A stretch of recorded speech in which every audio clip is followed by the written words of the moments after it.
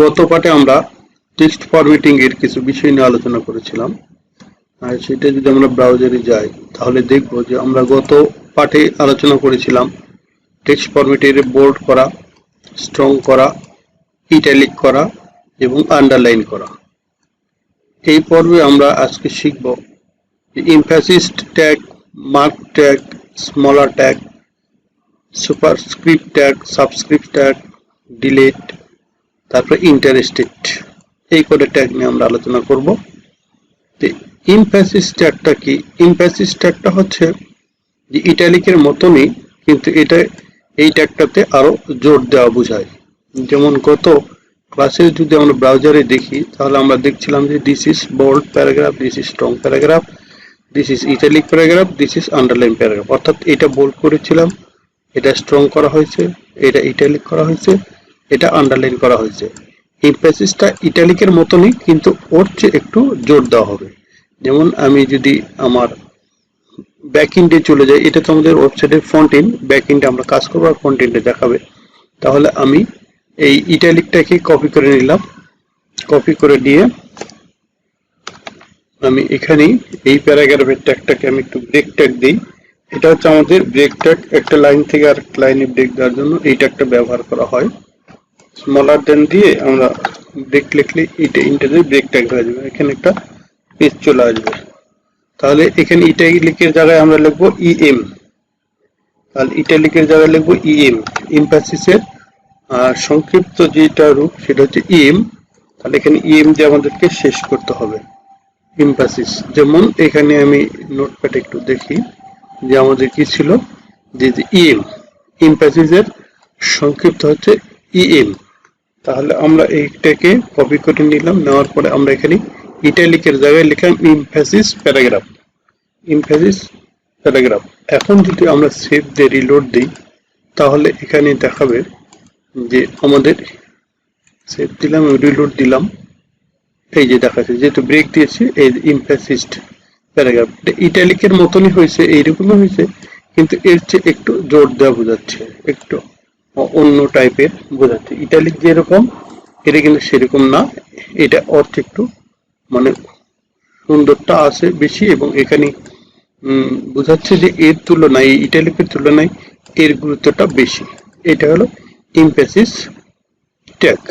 তাহলে এমফ্যাসিস ট্যাগের সংক্ষিপ্ত রূপ কি হলো, ইএম দিয়ে স্টার্টিং এবং ইএম দিয়ে ক্লোজিং করলাম, আর এখানে এলো এমফ্যাসিস ট্যাগ। এরপরে আমাদের যে ট্যাগটা আছে সেইটা ট্যাগটা কি ছিল, সেই ট্যাগটা হচ্ছে মার্ক ট্যাগ। মার্ক ট্যাগটা কিরকম? মার্ক ট্যাগটার সংক্ষিপ্ত পুরোটাই মার্ক লিখতে হয়। তাহলে এখানে প্যারাগ্রাফে চলে গেলাম, এটাকে কপি করলাম, বা আমার যদি থাকে সমস্যা নেই, আমি কপি করে তাড়াতাড়ি করার জন্য একটু কপি করতেছি। এখানে লিখবো মার্ক, মার্ক লিখলাম, এখানে লিখলাম মার্ক প্যারাগ্রাফ,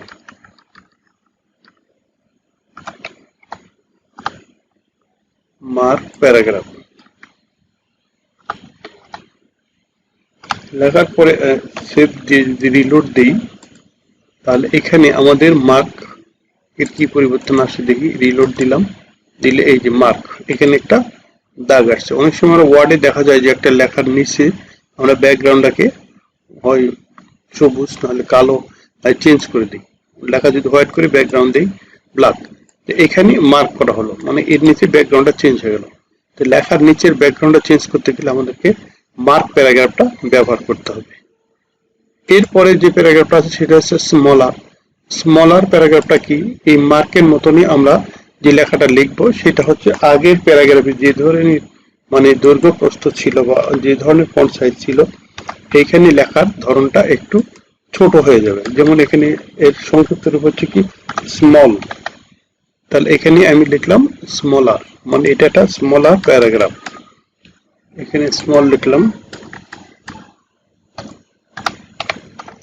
স্মল লেখার পরে যদি সেভ দিই, সেভ দিয়ে রিলোড যদি দিই তাহলে আমাদের এখানে রিলোড দিব, দিলে দেখা যাচ্ছে যে আমাদের এখানে এই জিনিসটা দেখাচ্ছে। আগের এই প্যারাগ্রাফের যে ফন্ট সাইজ, এখানে কিন্তু সেই ফন্ট সাইজ নাই, ছোট হয়ে গেছে। এইটার চাইতে এটা ছোট হয়ে গেছে, এই জন্য স্মলার প্যারাগ্রাফ বলা হচ্ছে। মানে ওই প্যারাগ্রাফের চাইতে এই প্যারাগ্রাফটার লেখাটা একটু ছোট হয়েছে, এটাকে বলা হচ্ছে স্মলার ট্যাগ।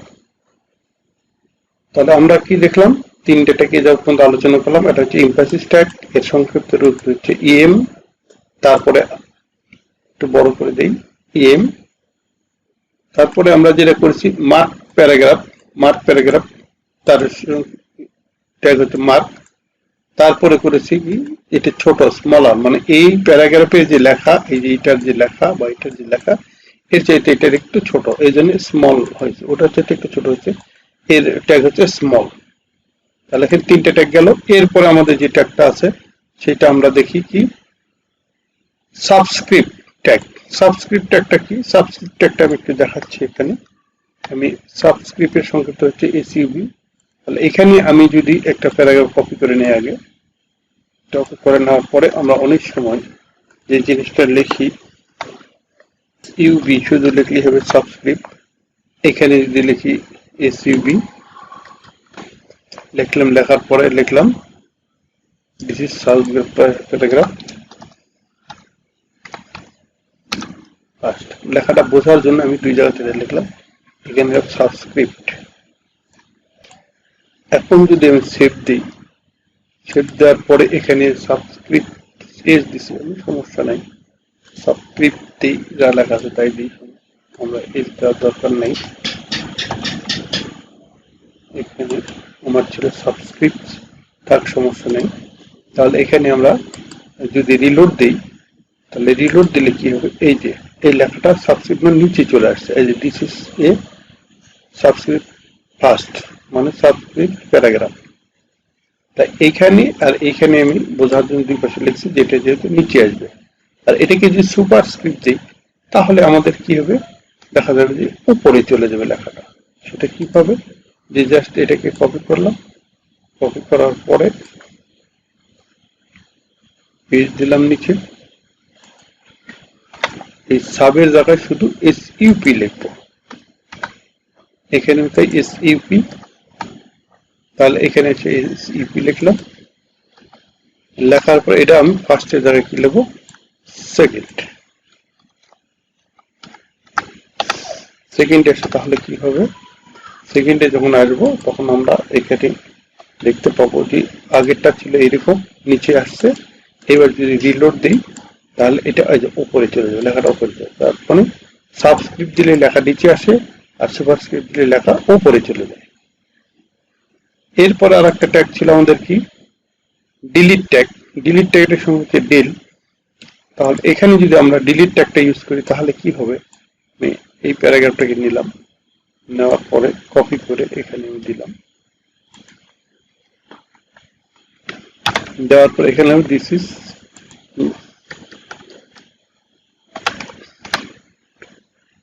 মানে ডিইএল দেব, ডিলিট, ডিলিট, এখানে ডিএল দিলাম, দেওয়ার পরে সেভ যদি দেই, সেভ দিয়ে যদি রিলোড দেই তাহলে আমাদের কি হবে, এখানে এই পর্যন্ত আছে, এরপর রিলোড দিলে ডিলিটটা চলে যাবে। লেখার মধ্যে অনেক সময় কাটা থাকে, এই কাটাটাকে আনার জন্য ডিলিট কমান্ডটা ব্যবহার করা হয়, টেক্সট ফরম্যাটিং ডিলিট ব্যবহার করা হয়, ডিলিট ব্যবহার করলে আমরা এই ফরম্যাটটা পেয়ে যাব। এরপরে আসতেছে কি ইন্টারেস্টেড, ইন্টারেস্টেড, তাহলে ইন্টারেস্টেড আমি একটু কপি করে নিলাম, ইন্টারেস্টেড কপি করে, আচ্ছা থাকি ইন্টারেস্টেড কপি আমরা একটু করবো পরে, এখানে আমরা একটা লিঙ্ক কপি করে দিই, লিঙ্কটা মানে এখানে প্যারাগ্রাফটা দিলাম, দেওয়ার পরে ইন্টারেস্টেড আইএনএস, সংক্ষিপ্ত হচ্ছে লিখতে আইএনএস, ইন্টারেস্টেড, এখানে আমরা দেব সংক্ষেপে আইএনএস, আইএনএস এটা দেবো, এটা ইন্টারেস্টেড কথাটা লিখে দিই তাহলে আমার বুঝতে সুবিধা হবে, ইন্টারেস্টেড, ইন্টারেস্টেড প্যারাগ্রাফ। এবার যদি সেভ দিয়ে রিলোড দেই তাহলে আমরা দেখবো যে আমাদের এখানে যে অবস্থায় আছে, এই যে ডিলিটেড পরে আমাদের ওটা চলে আসবে, এই যে ইন্টারেস্টেড প্যারাগ্রাফ। এটাও আন্ডারলাইনের মতনই, কিন্তু এই ইন্টারেস্টেড প্যারাগ্রাফ যখন থাকবে এটা কি কাজে ব্যবহার করা হয়, আন্ডারলাইনের মতন হলেও এই আন্ডারলাইন আর এই আন্ডারলাইনের মধ্যে ডিফারেন্স আছে। কারণ ইন্টারেস্টেড প্যারাগ্রাফটা হয় কি, যখন কোনো ইম্পর্টেন্ট জিনিস হয় পড়ার জন্য, বা এটা তার পছন্দসই জিনিস হয়, বা সে যদি তার প্রিয় কোনো জিনিস লেখে তাহলে ইন্টারেস্টেড বা আমার পছন্দ ইন্টারেস্টেড কুমার তখন আমি এখানে দিয়ে রাখি। ইন্টারেস্টেড এর মধ্য দিয়ে বোঝা যায় যে সে কি কি জিনিস পছন্দ করে। এই লিঙ্ক এখানে থাকবে, এখানে ক্লিক করলে অটোমেটিক সেখানে চলে যাবে। এইভাবে ইন্টারেস্টেড মানে প্যারাগ্রাফটা তৈরি করা হয়। তাহলে আজকে যে ট্যাগগুলো আলোচনা করলাম সেই ট্যাগগুলোর মধ্যে কি কি ছিল আমরা একটু আপনাদের দেখে আসি। যে প্রথম ছিল যে আমাদের এমফাসিসের সংক্ষিপ্ত হচ্ছে এম, তারপর ছিল মার্ক ট্যাগ, মার্ক, তারপর স্মলার ট্যাগ, স্মল সংক্ষিপ্ত রূপ, subscript tag, sub, superscript tag, এসিপি, আর ডিলিট ট্যাগের ডেল, আর ইন্টারেস্টেড ট্যাগের ইনস। এই কয়টা ট্যাগ আমরা ব্যবহার শিখলাম যে কিভাবে আমরা আমাদের টেক্সট গুলাকে ফরম্যাট করতে পারি। এই ট্যাগের মাধ্যমে আমরা আমাদের ট্যাগ গুলাকে বিভিন্নভাবে আমরা টেক্সট ফরম্যাট করতে পারি, টেক্সটটাকে ডিজাইন করতে পারি। তো এই পর্বে এই পর্যন্ত ছিল। আগামী পর্বে আমরা অন্য আরো কিছু বিষয় নিয়ে আলোচনা করব। তাহলে এই পর্বে আমাদের মূল ট্যাগগুলো আমরা আরেকবার জেনে আসি। আমাদের টেক্সট ফরম্যাটের ক্ষেত্রে আমরা শিখেছি এমফাসিস, তারপর শিখেছি মার্ক, তারপর স্মলার, তারপর সাবস্ক্রিপ্ট, তারপর সুপারস্ক্রিপ্ট, ডিলিট এবং ইন্টারেস্টেড। এই কয়টা ট্যাগ আমরা আলোচনা করেছি। এই ট্যাগ এবং আগের ট্যাগ এগুলো যদি আমাদের জানা থাকে তাহলে পরবর্তীতে কাজ করতে আমাদের সহজ হবে। তো ধন্যবাদ সবাই।